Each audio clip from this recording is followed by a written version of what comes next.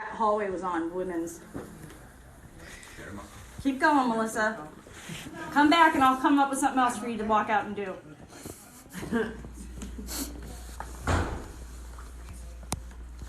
So this place ended its days as a nursing home, and when they closed the place down, they auctioned off most of the things that were inside the building. So most of the things that you see have been brought in. Okay, but we did find some artifacts up in the attic, and those artifacts are in this table. You'd like to come and look? Because in here you're going to see a couple of the original slate shingles that were on the roof. There are some medicinal bottles in here as well. A piece of wood with some of the old-fashioned square nails through it. Some of the implements from the county farm, because for most of this place's history, it was a 350-acre working farm.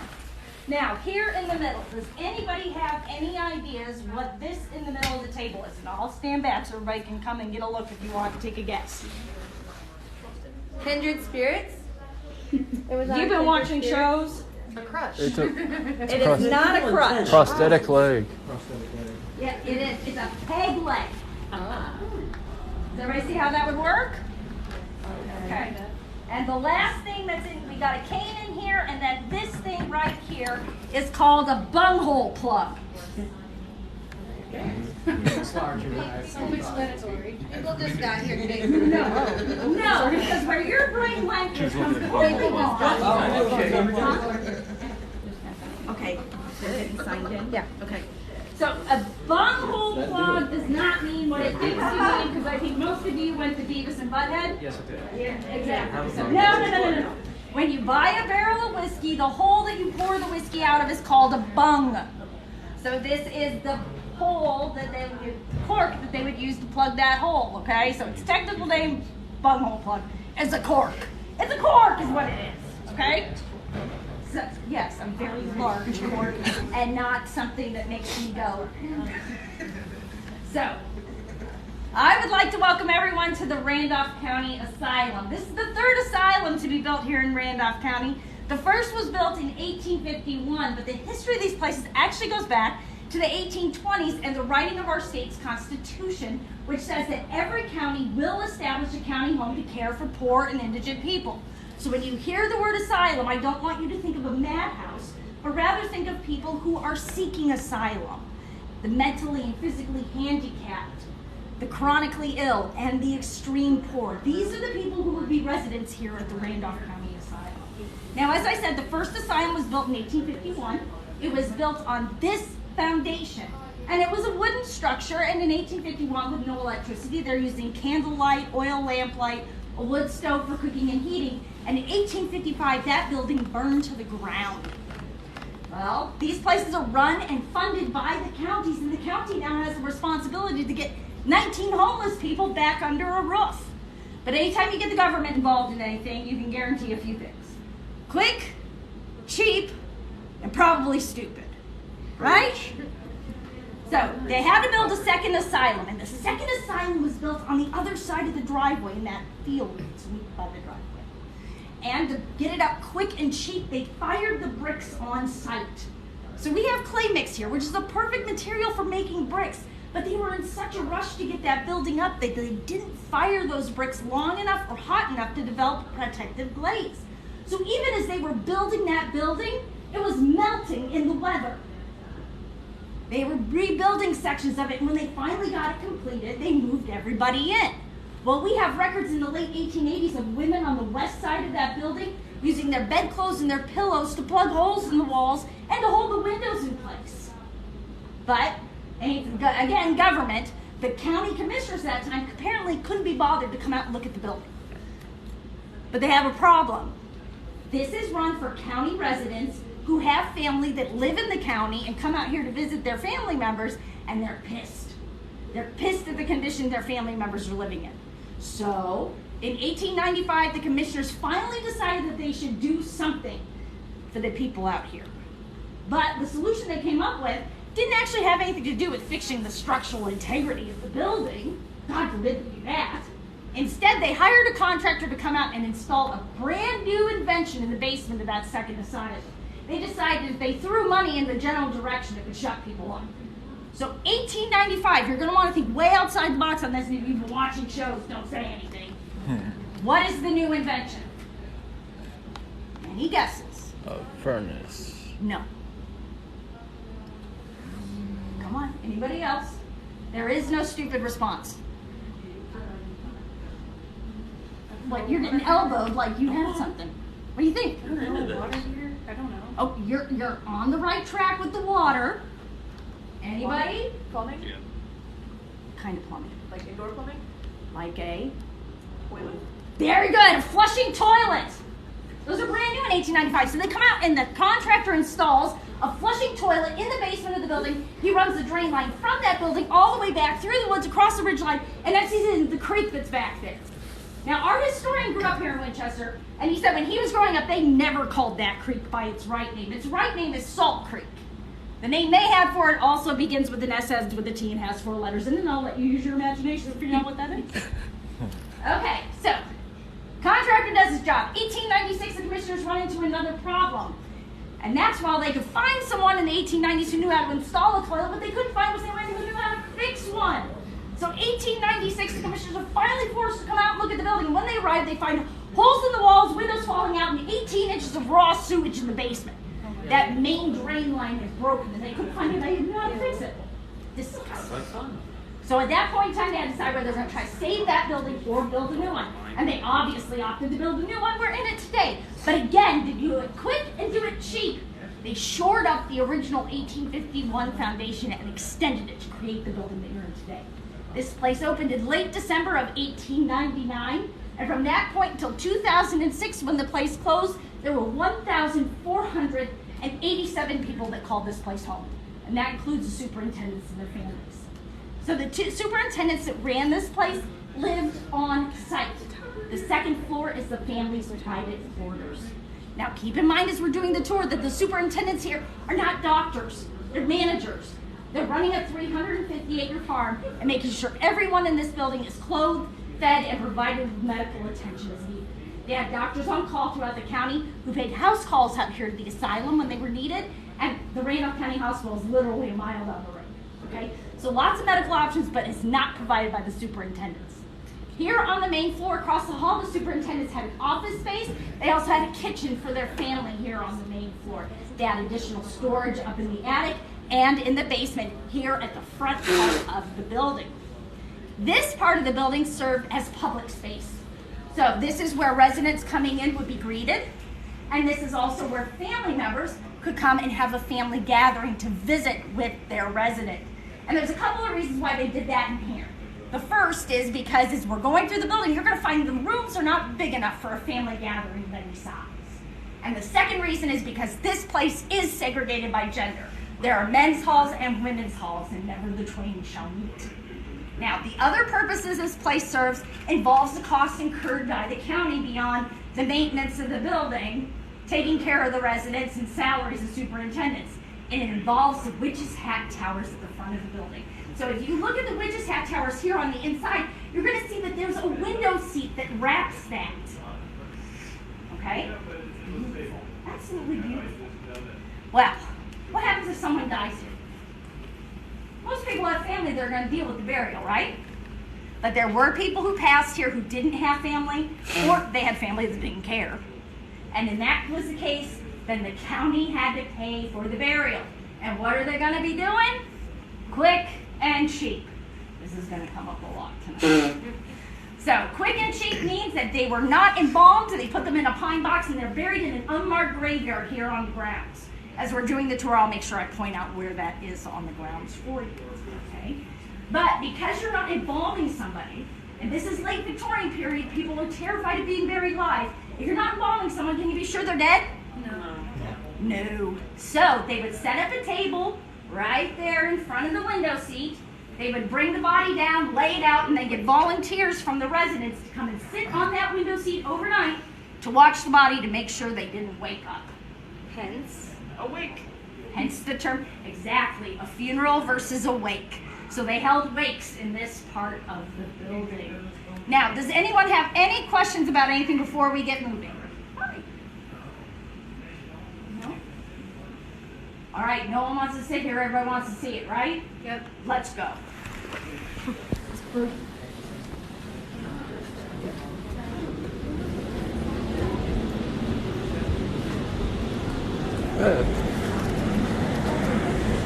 Lights out.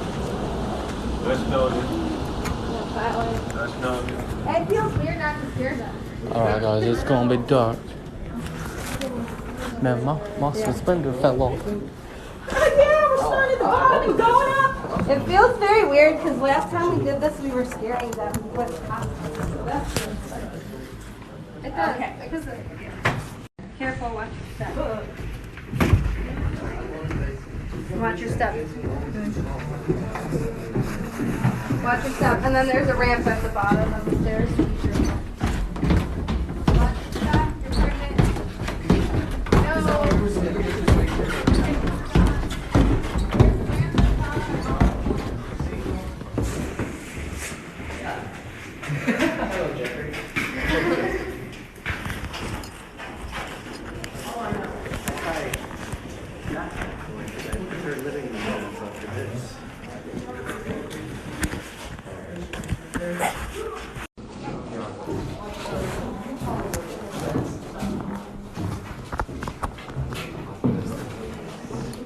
So we're still here at the front of the building, so we're still in the superintendent's section. Now back over here they have a laundry room, and there's a storeroom behind it. Now I don't have any stores over there, but if anybody wants to go looking. Every time I bring my dog, my service dog, the first place she goes is back in that corner. Every single time, back corner. Oh, look, scratch remover, start remover, instant finish. Can I go in here? I yelled at them. Oh, we'll be getting there in just a second. I gotta tell you something, right? And so you can see through into the space next door. And that's important because for part of this place's history, that space was not intended for the superintendent's use. It had another purpose. Let's go see what that is.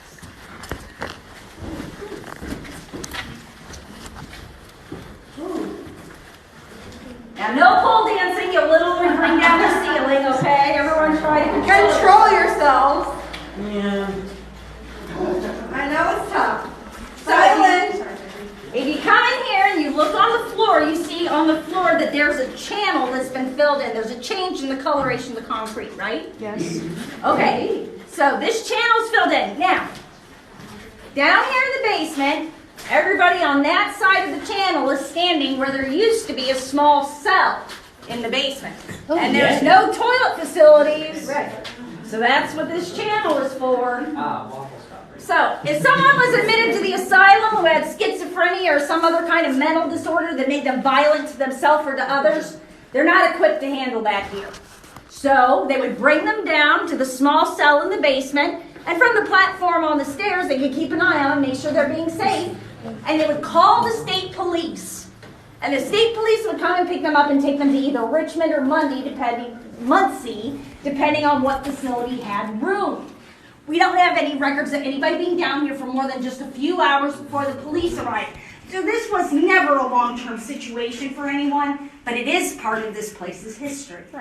Now, what if we have two people admitted at the same time who have the same kinds of problems? Chain gang, put them in the same cell? Yeah, that sounds like a good idea. It makes money, but not You do not want to do that, do you? No. The second person didn't get as luxurious an accommodation. Any Edgar Allan Poe fans? Yeah. Just bury him under the floorboard. It'll be fine. No. How about the cask of Amontillado? Oh, yeah.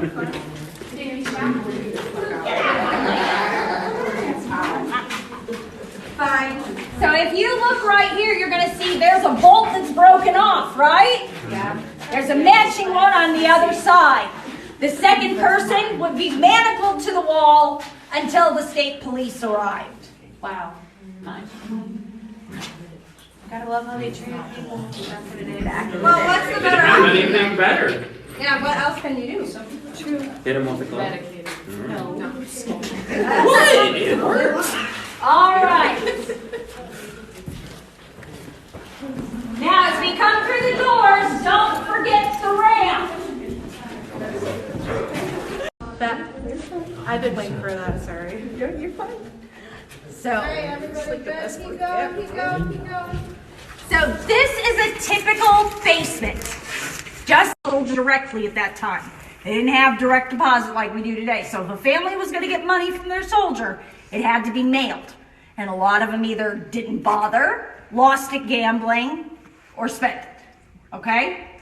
So families were doing without. And because of that, there were women and children here in Randolph County losing their homes. They ended up in here. And there were various periods where there were so many women and children coming in that there were men on the first floor who gave up their rooms and moved down here to the basement so the women and children would be above ground. That's our first exception. The second exception is the next room we're going to be visiting. And I'm not going to tell her story in her room because she doesn't like it. Thank you. You're welcome. So the next room we're going to be visiting belonged to a lady named Ida Gunkel. Ida Gunkel was admitted to the asylum in 1936. Her husband died 6 years before that of neurosyphilis. Apparently he was a very friendly traveling salesman. Brought home a present to his wife. So he dies in 1930 and her family was taking care of her, but by 1936 they couldn't do it anymore. So they admitted her here to the asylum. Now when she was first admitted, her room was on the second floor on the women's side of the building, but by 1938 she'd gotten to a point where she'd come out of her room screaming, tearing off her clothes, scratching at herself, defecating in strange places, and they were terrified she was going to get hurt. A 350-acre farm. This is a dangerous place if you're not fully aware of your surroundings. But at the same time, they didn't have the heart to send her to a mental institution. Hang on. Not like beautiful word. Walter Armstrong. And I think today that we put Walter on the spectrum. He had follow on stage. Very clearly. You see it? Yep. If you do an etching, it says into the assignment. Okay? He chose to work. He decided that the job he was going to do was to make sure that the furnace jumped on screens. That's always entertaining for me. So, that bell rang, except at meal times. Everybody came down here to enjoy meals together. This room is also home to our resident elemental. So if you see a black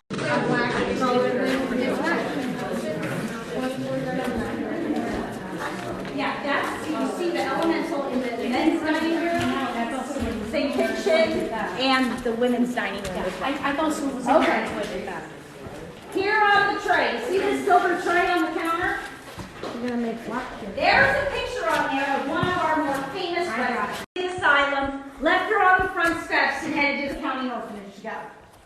When Doris was admitted at the age of 11, she decided she wanted to work. So she became the apprentice to the head cook here. And that lady's name was Mary. When Doris was 14 or 15 years old, Mary died. And Doris took on the duties of the head cook here at the asylum, preparing meals for all of the residents. When she was 21, she left. She went and she moved in with her older brother. But within a year, Doris had readmitted herself to the asylum. She said this place was home and here she was making a difference. So Doris lived out the rest of her life here at the Randolph County Asylum, dying here at the age of 84. So for more than 70 years, every meal prepared in this place, Doris had a hand in making. So make no mistake about it, this is Doris's kitchen. But Doris is one of our more active spirits and has been audibly heard telling people hello and asking who's there. She's very sweet, very friendly, and very active here at the asylum. And we're gonna make guac tomorrow. We are. Right here. Is there something? Is there something? So we've switched over. We're on the women's side of the building now, so we're in the women's dining room, right? So this is where the women would gather to take their meals.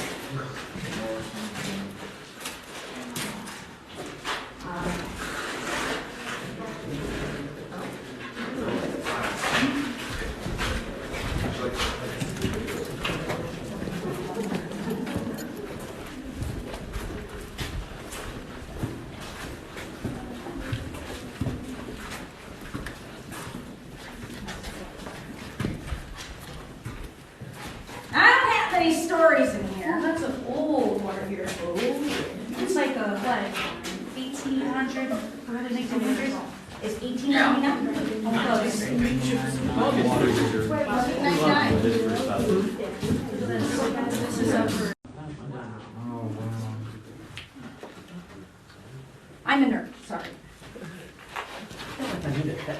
You're looking at it.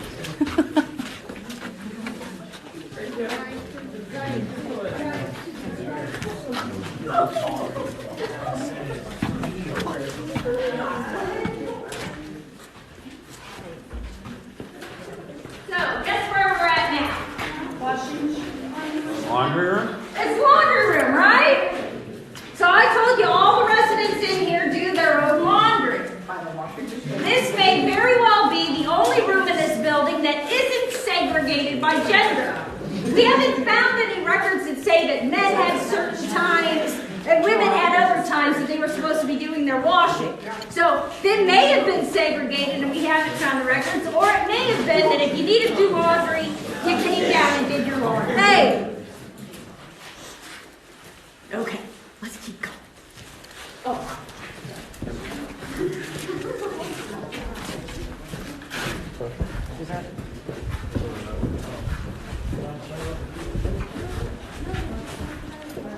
Okay, I'll talk to you about it later.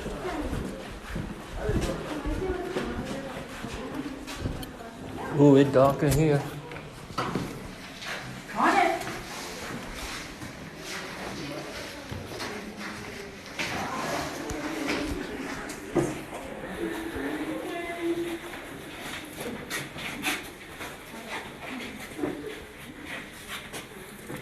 So we have some lit fans. What about history buffs? Yeah. A little bit. Depends on the topic. Come on in. We got room. It's Freemason. It's Freemason. Everybody can begin once we... What you're looking at here is the original exterior of the 1851 asylum. This is where the extension of the building begins.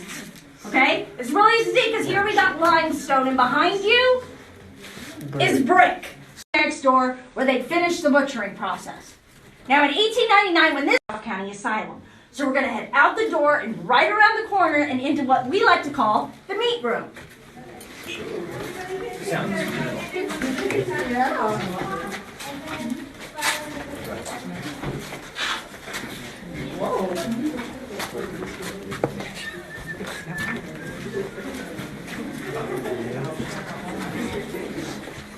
It's a pretty big room, so it goes out to the right, so everybody will fit.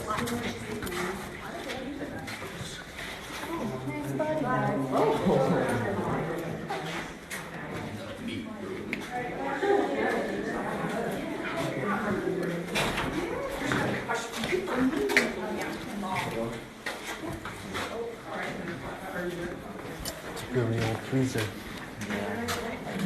Okay. Welcome to the beloved meat room. Over here in the corner is one of the very few artifacts that remains from 1851. This here is the original butcher block from 1851. It's the butcher block. So they would bring the pig quarters in, throw them on here, cut them into pork chops, wrap them in paper, put them in the freezer. The freezer was brought in the early 1920s when they electrified the building. Okay? So, I always wonder how many chickens lost their heads right there. Yeah, that's what I want to know. Look how deep it is. Yeah. Gives you a good idea how often this was used. Yep. And you can see on the ceiling where they had hooks where they can hang up the knives that they need for butchering. Okay? So you come in here, cut it up, get the pork chops, chuck them in the freezer. But this room gets called the meat room for another reason, and that's because in the late 1920s there was a cholera epidemic here in Randolph County. So what do you know about cholera? It killed a lot of people. Yeah. I'm sorry, I'm not hearing what you're saying. I said I've never heard of that. Okay, has anybody heard of it? Does anybody know what it is? A disease that killed a lot of people. It is a That's disease. all I know too. Right. It is a disease that killed a lot of people. So it's a bacterial infection of the intestines that you get from drinking water that's been contaminated by pig poop. Here in the U.S., it's primarily a summer disease because they let the pigs out in the summer to run to fatten up before butchering season, okay? So, primarily a summer disease, and they have this cholera epidemic ongoing. Now, back in the 20s, they didn't have anything to really treat that, so it had about a 60% mortality rate. And it's very fast acting. You'll get up in the morning and you'll be fine, and by dinner time, you're dead. Okay? You crap yourself to death. It's delightful stuff. Delightful. It's like dysentery. Yeah, but dysentery, yes. Okay? So, at that time, there are 3 undertakers taking care of all of Randolph County, and they can't keep up with the body count. Because it's not just the cholera victims. You got Uncle Joe, who died of a heart attack, that they got to deal with too, right? Yeah, damn Uncle Joe. So, they can't keep up with the bodies. So they made an arrangement between the superintendents here, the ambulance service, and the county commissioners that any overflow of bodies would be brought to the asylum. They brought them to this room, and they stacked them up along the wall between those 2 doors. Yes. Then the 3 undertakers pooled what they had left together of their budgets to purchase an additional embalming table. They brought that out here to the asylum, to this room. And when they had time, they'd come out here, they'd embalm the bodies in this room, wrap them in paper, and put them in the freezer with the pork chops. Well, you're draining most of the bodily fluids out, and the temperature of the freezer is going to kill what's left. Okay? What I have a problem with is bodies stewing in the summer heat. Yeah. During that period of time, they were using this as a makeshift morgue. There were 3 elderly women here at the asylum who died. And the county tried to say they died of food poisoning. What's the problem with that story? A lot. Well, a really simple one. Where the meat was. They all eat the same meals. They cook mass meals. Everybody's eating the same food. It's not going to be 3 people dead and everybody else in here is fine. It's going to be 3 people dead and the rest of the building yakking or crapping their guts out, right? And that wasn't the case. They picked up cholera and they died of cholera, and the county tried to cover it up. Because we're talking about elderly women. So they have compromised immune systems because they're old. And then we're on the window side of the body. So if they want to go eat, they're walking past the bodies. And then they walk past to go back to the room. And oh wait, I forgot, I have to go do my laundry too, so I'm going to walk past the bodies again. Right? They got the cholera and they died of it. Now, the newspapers, when they found out the story, they came out and they took pictures. They took pictures of the bodies, and they were stacked up to about here. And that's what finally brought an end to this place being used as a makeshift morgue. And it also brought 18 inches of concrete to the basement here at the Randolph County Asylum. So all of that contagion is now sealed beneath our floor. Hey. I know, I'm sure you did. All right, we're heading this way. I know you're playing the down. Don't do this right towards us. Like the way you guys have watched these, like right there. That's okay. That's cool. I'm used to it. There is a slight rise in the concrete right here. We're going up the stairs to the left. When you get to the top of the stairs, there is a small step to the left as you come off, okay? So just be careful.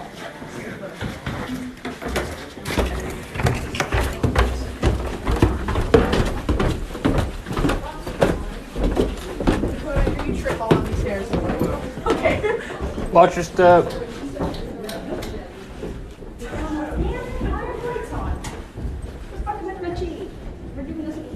Ooh, I love walking down a non-stick. Yeah, Look at that. Oh, that's a long hallway. That's enjoyable. all right. So, we're at the back of the building still. So we are in the residential sections now. And this is the women's side of the building. Now, when this place opened in 1899, it was not segregated by gender. If you came in as a family, you stayed together as a family.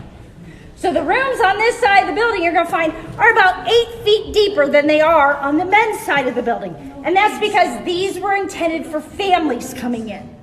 They began segregating the place around 1919. And when they started doing that, This became the women's side of the building because the kids stayed with mom up to a certain age, right? Makes sense. I found an old lady, so. Yep.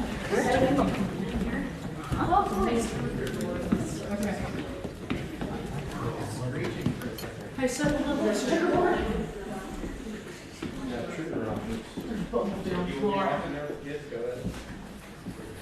It's in the wilderness room. It's the wilderness. Oh my gosh. You guys can go in there. Yeah, go ahead and go in. It's just, oh my God. You guys, I've seen it 10 million times. You guys, they were those two, okay? So this room here belonged to a little boy named Noah. Now, Noah was admitted to the asylum in 1943 with his mother. His dad was deployed overseas. They lost their home. They ended up in here. When Noah came here, he was 8 years old. And he contracted measles, and he passed away here at the Randolph County Asylum. Noah is one of our more playful spirits. He really likes things that light up and make noise. So, he's lots of fun. But don't bring in a Teddy Ruxpin because he will eat your batteries. Okay, so that's Noah's room. If the overnight guest that's staying with me, Rob really gets a lot of interaction with Noah, so if you team up with him overnight. It is your son.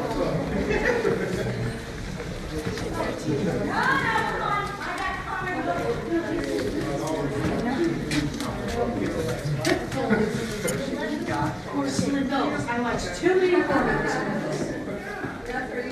It's beautiful when you look at it, but when you look at it, Oh, this isn't creepy at all. no, not at all. Oh, it's his insurance money. Hey, look at the light, look at the plug-in up there. See, we have comic relief for people that don't like dolls. There's a Chucky and Tiffany doll. Yes. Sorry. Stripper Barbies. I believe now, oh, we've got more. I think we are now up to, oh, that's a $2 bill, Ethan. Woo! We are up to $88 that they have made for the Randolph County Asylum, so they are working it. Oh, yeah? Now, as you come in, if you notice, we are in a room with a slanted wall, correct? Correct. Which means we are in a Non-patient room. non-patient room. This is a medical room. And this is the room that Doris Addington passed away in. This is not her residential room. But the last couple of weeks that she was alive, she was fighting pneumonia. And she did not want to be sent to the local hospital for treatment. She wanted to be treated here. This was home for her. So they brought her to the medical room, here on the first floor. And when they brought her in here, she asked for her doll collection to come in here with her. And if you come in and you look down here on the bottom shelf, all the way across, those dolls belong to Doris Addington. The others have been added by people I like to call repeat offenders. And by my boss who likes to mess with people and looks for dolls specifically to mess with people that don't like dolls. Because he's a friendly sort like that. Oh, it's in my chair. Just so sorry.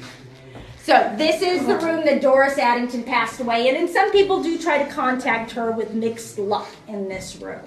For most people, you're going to have better luck contacting Doris down in the kitchen. Even her room wasn't her home here in this building. It was downstairs.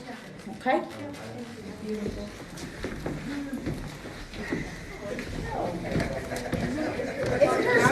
Toilet seat.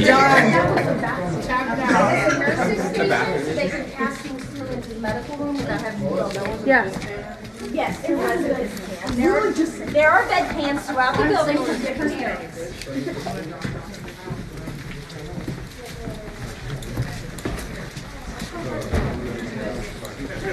Down here at the ends of the hallways are communal restrooms. They don't work.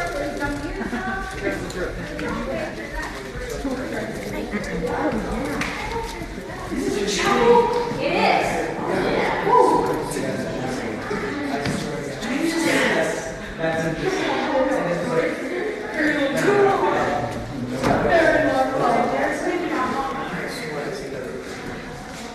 So as I said downstairs in the dining room, there are 4 chapels in this building, and this is one of them. This is the first floor women's chapel. And they did hold 4 church services here every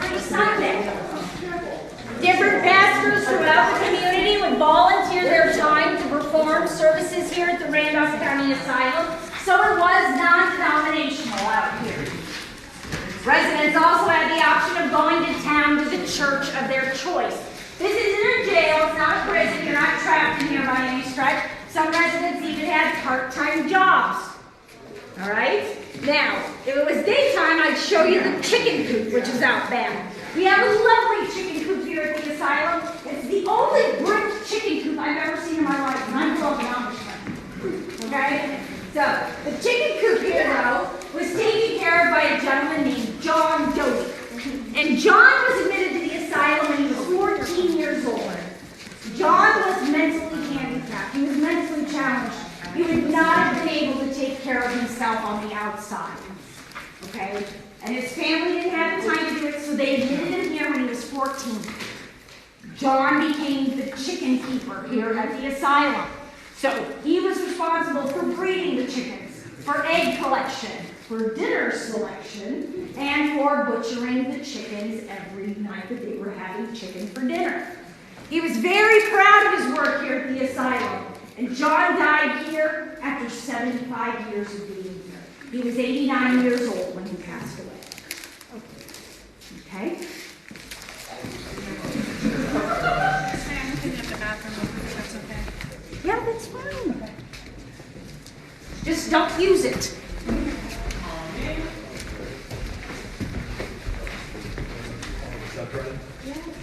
All right.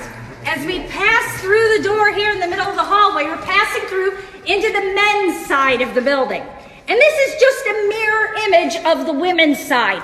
So down at the end of the hall there is the men's first floor chapel.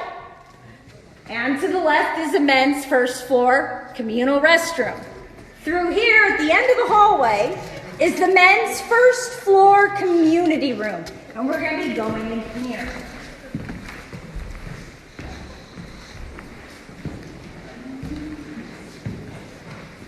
So, the community rooms here at the asylum, they would have had couches, chairs, tables, games, puzzles, cards, radios and televisions after those were invented. This was a hangout spot. Come in here, sit back, smoke, drink, tell lies to each other, whatever. The only rule of these rooms was no one of the opposite gender was supposed to be in here. Okay? So this is a hangout spot for the guys. Now, out the back window, you can get a good view of the slaughterhouse here on the ground. That's out the back window there. Dakota, you're taller than me, bro. Huh? That's crazy. Oh, shit.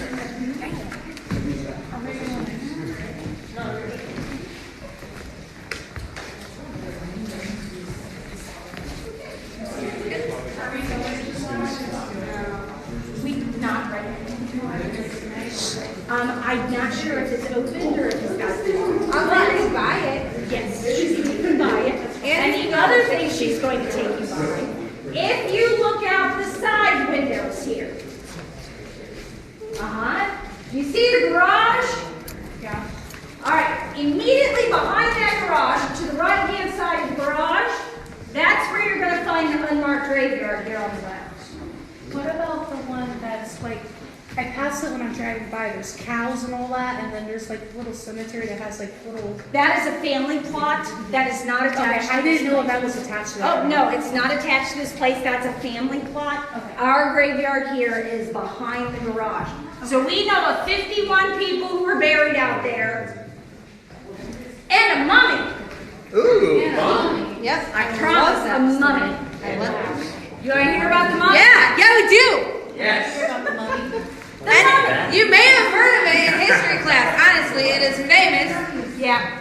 So, what is going on in the U.S. in the 1930s, all my history buffs? 1930s, U.S. history. It's before World War II. The Great Depression, I got it. The Great Depression, congratulations. We have an American history winner. All right, so Great Depression is going on. People are out of work looking for, we'll use the word creative ways to make money. These two gentlemen from Ansonia, Ohio, heard about an elderly black man named Mose who had died, and no one claimed his body. So our two gentlemen went to the county, told them that they were there to do their Christian duty.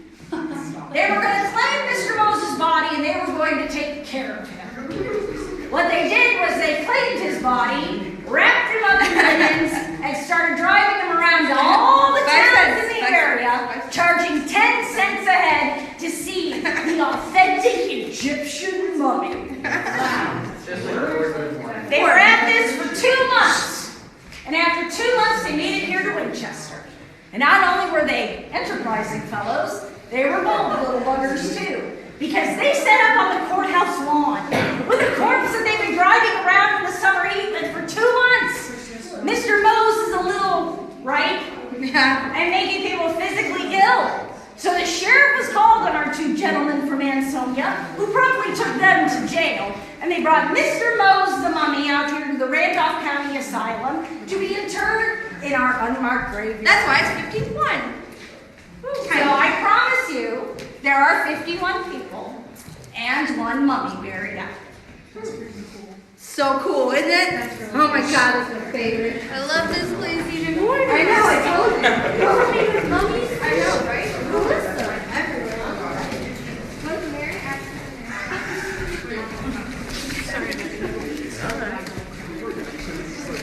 Like a fork on them. All right, nobody noticed it as we were going down the other hall. So everybody look up, see up. See the hole? Uh-huh. And the hole? Uh-huh. Every room in this place has a hole up by the ceiling. It wasn't put in there to add the conduit for the electric when they put the electric in. Those are original to the building. So 1899, this place, so lighting it with oil lamps and candles. There's a lot of smoke. So that's the hallway, and if you open the doors at either end